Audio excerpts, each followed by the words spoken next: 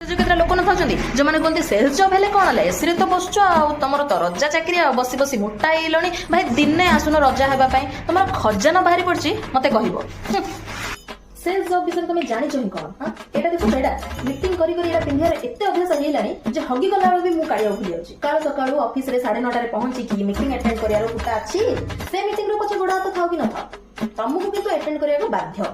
ମାସ ଫାର୍ଷ୍ଟରେ ଆକ୍ଟିଭେସନର ଟେନସନ ମାସ ଶେଷରେ କ୍ଲୋଜିଂର ଟେନସନ ତମେ ସେଲ୍ସରେ ଅଛ ମାନେ ତମର ପର୍ସନାଲ ଲାଇଫ କ'ଣ ତମେ ଭୁଲି ଯିବାର ଅଛି ତ ମାଣ୍ଡୁ ଫୋନ କଲେ ତମେ ଉଠେଇବ କି ନ ଉଠେଇବ ସେଟା ପଛର କଥା କିନ୍ତୁ ମ୍ୟାନେଜର ଫୋନ କଲେ ଯଦି ନ ଉଠେଇବ ତମ ଛାତି ଉପରେ ବସିକି ସେ କୀର୍ତ୍ତନ କରିବ ଆଉ ଗୋଟେ କଥା ମୁଁ ବୁଝିପାରୁନି ଏ ମ୍ୟାନେଜର ମାନଙ୍କର ପେଟରେ କୋଉ ରାହୁ ବସିଯାଇଛି କିଏ ଜାଣି ଯେତେ ଦେଲେ ବି ନିଅନ୍ତା ଫାଷ୍ଟ ଆକ୍ଟିଭେସନ ଟାର୍ଗେଟ ତାପରେ ଟାର୍ଗେଟର 120% 150% ଏମିତି ଅହରହ ଡିମାଣ୍ଡ ଚାଲିଥିବ ଅହରହ କୁହ କରିପାରିବ ଏସବୁ ମ୍ୟାନେଜ ଖାଲି ବିଜନେସ୍ ନାହିଁ PPT data mining Excel seat ସବୁ ତମେ କରିବ ଆଉ ହଁ ମିଛ ମାୟା ସଂସାର ଏଠି କେହି ନୁହେଁ କାହାର କିନ୍ତୁ ତମେ ଯଦି ଗୋଟେ ଝିଅଟା ଆଉ ତମର ଟାର୍ଗେଟ କମ୍ପ୍ଲିଟ ହେଇଗଲା ତମର କେମିତି ଭୁଲ ବଶତଃ ତମର ବିଜନେସ୍ ଭଲ ହେବାରେ ଲାଗିଲା ତାହେଲେ ଲୋକ କ'ଣ କହିବେ ଜାଣିଛ ହଁ ଇଏ ଏକୁଟିଆ କିଏ କରିଦବା କିଏ ନା କିଏ ଗୋଟେ ଥିବ ନା ହେଲ୍ପ କରୁଥିବ ନା ଆଉ ଭାଇ ଫ୍ରଷ୍ଟ୍ରେଟ୍ ହେଇଗଲେଣି